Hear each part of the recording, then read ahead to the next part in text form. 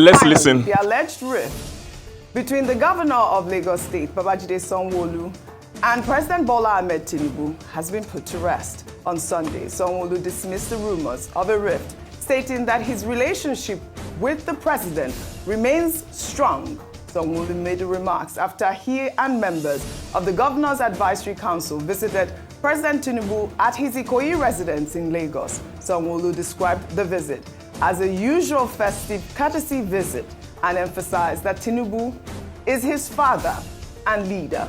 Let's take a look. Listen, I'm sure you know some sections of the media reported a case recently alleging a discord between you and the president. What about? Did you see any discord? That's what we need you to clarify. Did you see any? Can't you see when you are smiling, I'm smiling? There's none. You know, there are people that believe that they are more Catholic than the Pope.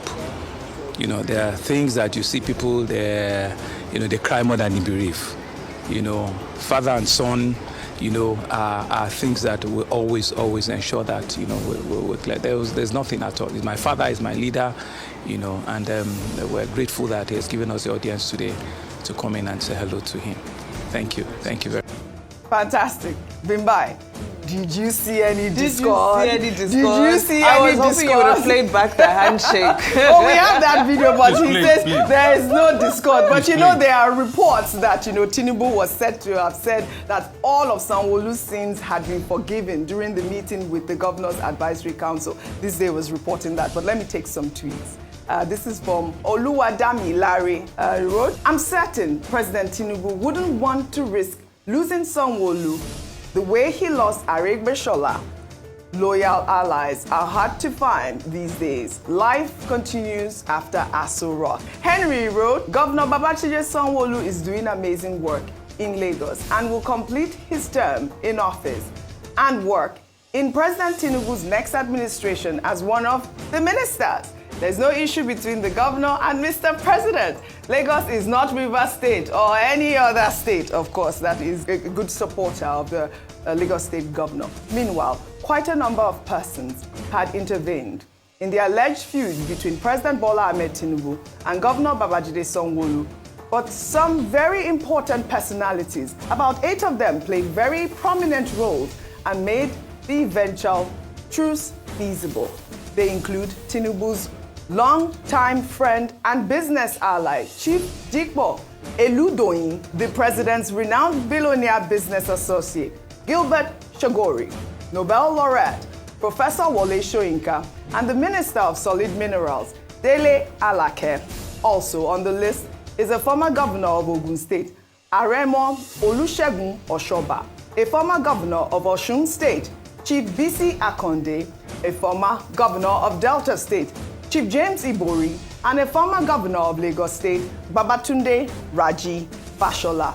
Over to you, our favorite Niger wife. Especially, we know this list that I just reeled out here. I mean, this day has reports that these are the people who brokered the truce between Sanwo-Olu and, of course, our president. I think this day referred to them as the wise men. The wise men that were able to intercede, yes. who were able to broker this. And you know what? I think this is a fantastic example of how one deals with internal party disputes. As much as they are in government, ultimately, there are APC issues involved. I bring this point because if you look at the other parties that are currently in disarray, and we have a lot of issues being slung in the public space, I think that we have to give them their due credit for being able to resolve this. Although, yes, it did get public and it did get nasty at some point when we saw the very obvious snubbing of the governor over the past couple of weeks. I like that it was settled in somewhat of a clean manner, and that they report that even when the peace was reached yesterday on the visit to President Tinubu, that there was no real discussion or rehashing of issues of what really transpired between the two. They presented the document pertaining to the primaries. He accepted it. There was Dobale, and everybody moved on. So for me, I think that was an important takeaway in that while we see the opposition parties struggling to rein each other in and broker peace between various players, this was somewhat of a, yes, it got a bit bumpy, but I think it was somewhat of a smooth peace settlement. That's on one part. The other part is that there's a lot at stake. We're just over 1 month away from the primary elections for the Lagos, the local government, not the primaries, excuse me, the Lagos State local government elections, excuse me. They're on July 12th. Now, what I was saying earlier is that Lagos State is no longer a state that can just be taken for granted. They can no longer just be an assumption that APC will make a clean sweep. We saw what happened in 2023. As much as they were able to bounce back for the governorship election and the State House Assembly elections, the 10,000 vote difference that Peter Obi won Lagos State with in 2023, I think was a reality check and a wake-up call that all affairs need to be brought to order. If you see the division that happened with issues pertaining to Obasa and even the primaries themselves and all the issues that were raised, there's a lot of factionalism and division that had been brewing in the state over a long period of time. So I think this is people coming together to say we have an important election coming up and all things need to be swept under the rug so that at least we can present a united front until the election. Well, if they continue fighting after the election, that's another issue.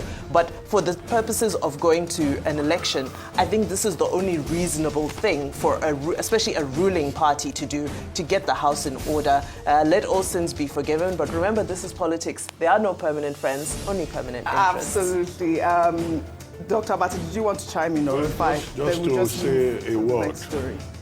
If we turn please to the remember book to of like, share, subscribe, and comment. I remain your boy Ernest Omozigbadiboyo signing out. He says, "Blessed are the peacemakers, for they shall be called the children of God." Absolutely. So in that regard, I think we should, give due credit to, the peacemakers. Yes. This day newspaper refers to as the wise men. Absolutely. For their efforts to make sure that, there's no rift in Lagos politics. Well said, well said.